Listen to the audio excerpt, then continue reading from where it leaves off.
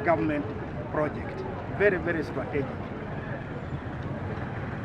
A lot of money has already been sunk into it.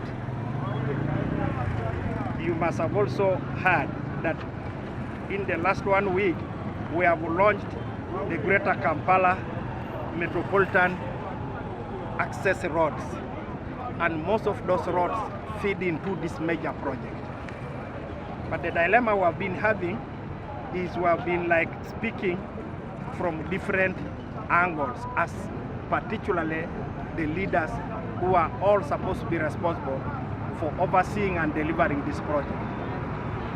The purpose of our support supervision today is, one, to gain concurrence, all of us as stakeholders. The contractors, which is Chico, a Chinese company, the ministry agency, UNRA, which is doing the supervision, we, the Minister of Works and Transport, the leadership of Kira, from the mayor down to the town clerk, the engineer.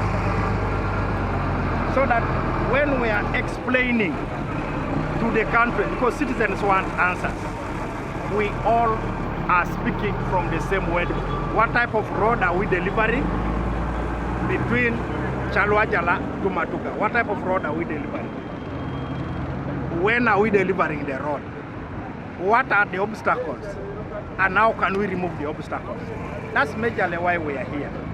But overall, it has become very clear that work is progressing very well.